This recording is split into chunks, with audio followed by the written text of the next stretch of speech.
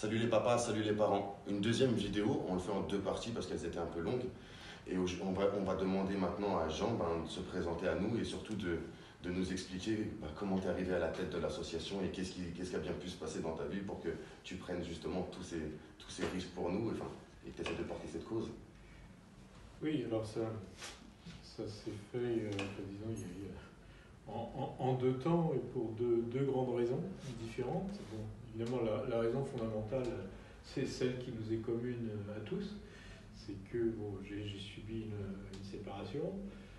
J'avais une fille unique que j'aimais beaucoup. Je vais détailler un tout petit peu d'ailleurs pour mettre les points sur les i.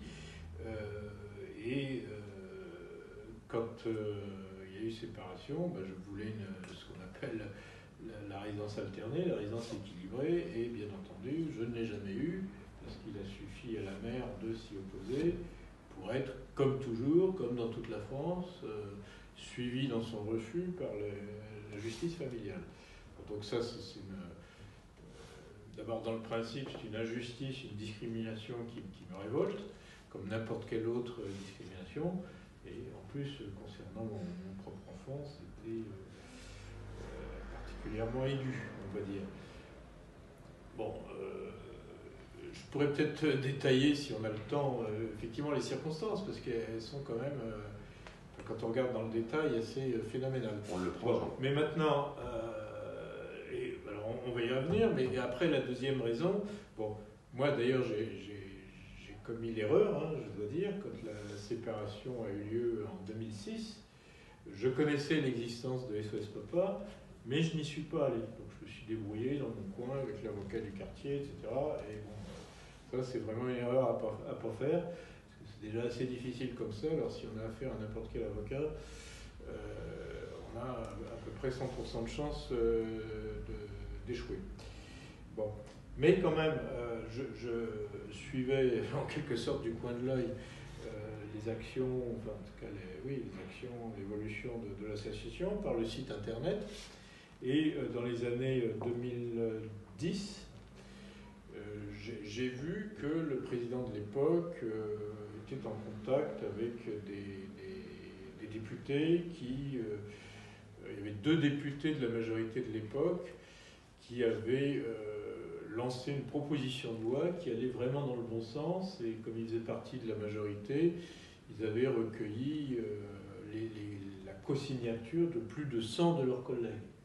Et là, bon, j'étais encore un petit peu naïf sur les choses politiques. Je me dis, bon, c'est deux types de la majorité, ils ont plus de 100 collègues avec eux, c'est comme si c'était fait. Et bon, au fond, si je peux donner un petit coup de pouce à cela, voilà. Donc moi, mon affaire personnelle était déjà largement derrière moi, et en négatif, puisque Tu n'avais pas obtenu ce que tu demandais. Bien entendu. Mais donc, moi, je suis venu pour aider la cause. Je me suis présenté au président de l'époque. Je dis, bon, voilà, je vois ce qui se passe avec cette proposition de loi. S'il faut bâtir des argumentaires, des dossiers, bon, puisque c'était quand même un petit peu mon métier, j'étais consultant en stratégie. Je savais bâtir des dossiers. Alors, bien entendu, il m'a dit, formidable, tu viens, etc.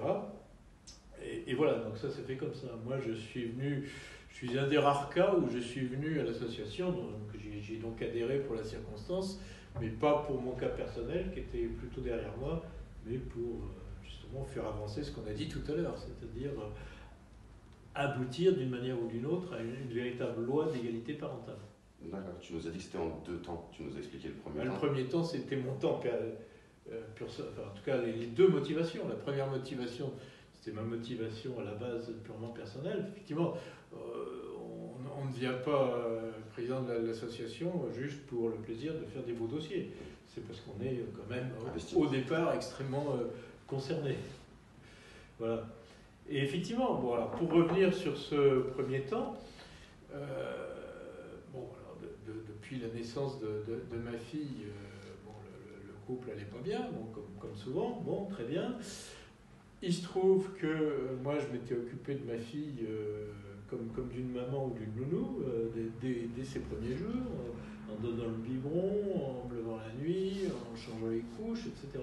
Bon, Donc sur ce plan-là, il n'y avait pas photo. Bon, au bout de quelques années, mon épouse me dit, bon, ça va pas, il faut qu'on se sépare, etc. Mais tu es un très bon père. Pour notre fille, bien entendu, ça sera la garde alternée. Bon, j'étais un peu désolé que ma fille ait des parents séparés, mais enfin bon, ça c'est la vie. Et donc, mais cette déclaration était parfaitement naturelle par rapport à mon engagement auprès de ma fille depuis sa naissance.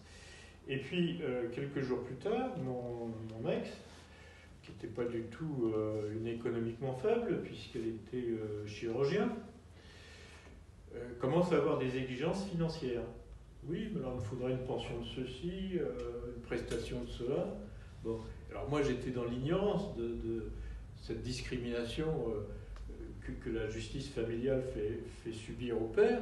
J'ai dit non, la justice ne peut être que juste. Bon, ça va être évident que j'étais un très bon père et que... Pardon, on fait tous cette erreur, je crois. Pardon ? On a fait tous cette erreur. Voilà, et que cette résidence alternée qui est quand même prévue dans la loi,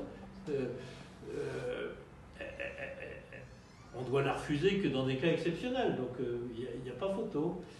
Et bien, mon ex, qui était évidemment bien mieux informé que moi, quand je lui ai dit, bah non, tu rigoles, avec le métier que tu as, tu vas pas encore c'est toi qui brises la famille, tu vas pas encore me demander de l'argent. Et elle m'a répondu, bah, puisque c'est comme ça, il n'y aura pas de garde alternée. Et c'est effectivement le mécanisme. Alors ça, je l'ai appris au fur et à mesure. Il s'est passé exactement ce qu'elle avait prédit. Moi, je suis resté droit dans mes bottes. Et il lui a suffi de refuser la garde alternée pour qu'il n'y ait jamais de garde alternée.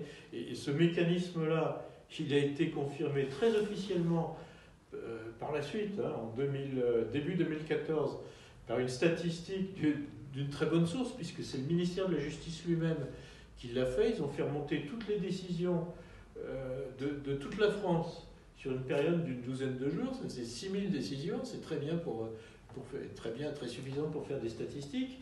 Et ça démontre que la garde alternée, l'hébergement égalitaire de nos amis belges, est toujours accordé, quel que soit l'âge de l'enfant d'ailleurs, ce qui est une objection qu'on entend de temps en temps. Mais non, mais là, quel que soit l'âge de l'enfant, c'est toujours accordé à un père qui la souhaite quand la mère veut bien, mais c'est refusé dans près de 80% des cas quand la mère s'y oppose. C'est une statistique officielle du ministère de la Justice. Voilà. Et qu'est-ce que tu avais obtenu, toi, du coup j'ai obtenu un week-end, comme tout le monde. À peu près comme tout le monde, un week-end sur deux, et puis effectivement, un milieu de semaine sur deux, ça c'est le petit bonus là qu'on donne. Les petites miettes. D'accord. Voilà. D'accord. Eh ben, merci beaucoup. Merci de répondre à toutes nos questions en tout cas. Merci beaucoup, Jean. Et j'espère à bientôt sur la chaîne. C'est un plaisir, à bientôt.